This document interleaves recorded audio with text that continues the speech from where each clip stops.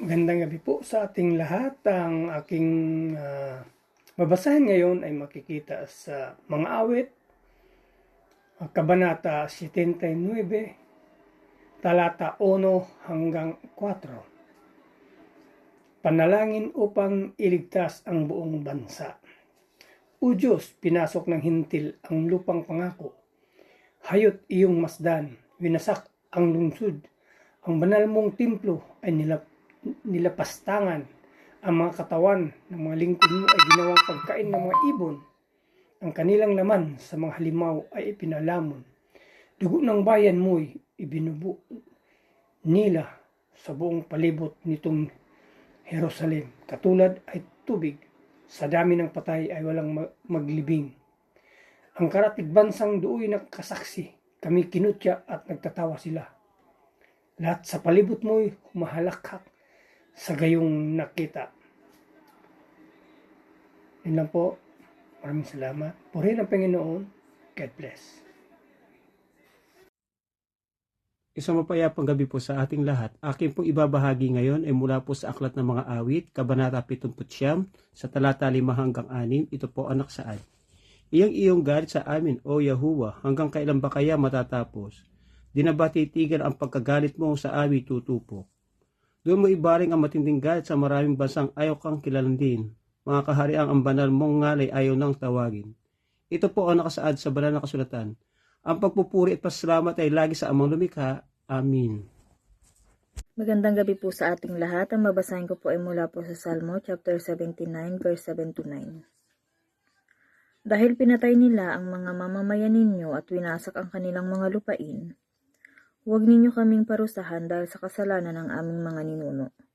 Sa halip ay iparating agad ninyo ang inyong habag sa amin dahil kami ay lugmok na. O Diyos na aming tagapagligtas, tulungan nyo kami para sa kaluwalhatian ng inyong pangalan. Iligtas nyo kami at patawarin sa aming mga kasalanan, alang-alang sa inyong pangalan. Amen. God bless po. Hello po, ang aking Bible verse for today is from the book of Psalms, chapter 79, verses 10 to 11. Bakit magtatanong itong mga bansa ng katagang ito? Ang Diyos mo'y nasaan? Ipagiganti mo ang mga lingkod mong kanilang pinatay. Ang pagpaparusay iyong ipakita sa iyong mga hirang. Iyong kahabagan ang mga bilanggong kanilang hinuli. Dinggin mo ang daing. Sa taglay mong lakas, iligtas mo silang takdang papatayin. Amen. Ang mabuting balita ng ating Panginoon. Muli po, isang mapagpalang gabi po muli sa ating lahat. Sabi po dito sa Psalms chapter 79, verse 12 to 13, At suklian mo sa aming mga kalapit 7 ulit sa kanilang dibdib ang kanilang kadustaan na kanilang ikinadusta sa iyo, O Panginoon. Sa gayoy kaming bayan mo at mga tupa ng iyong pastulan ay magpapasalamat sa iyo magpakilanman. Aming iyahayag ang pagpuri sa iyo sa lahat ng mga salit-saling lahi.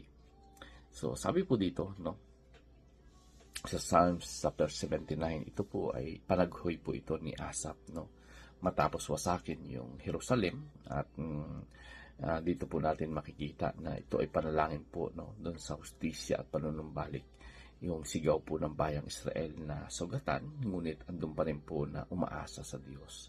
So dito makikita po natin na talagang sinabi niya na suklian mo, no, 7 ulit.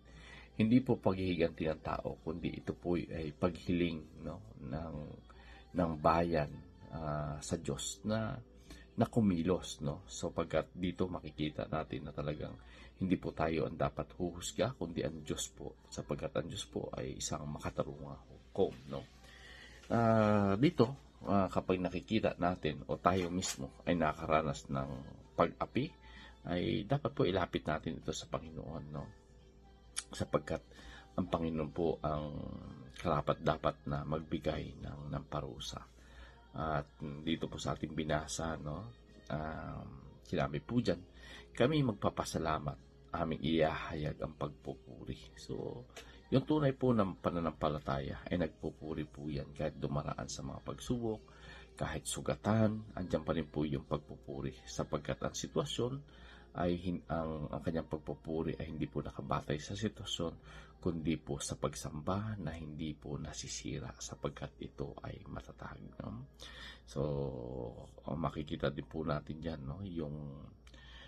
Yung Panginoon ay talagang kumikilos, no? Buhat dun sa patuloy na pagpupuri, no? At dito sa bawat tagumpay at pagbangon dapat maging totoo, maging kumbaga bakit inaalaw ito ng Panginoon upang maging testimony ito sa mga susunod na mga henerasyon. So napakaganda po ng ating pong binasa sa gabing ito. So purihin po muli ang Panginoon, and God bless everyone.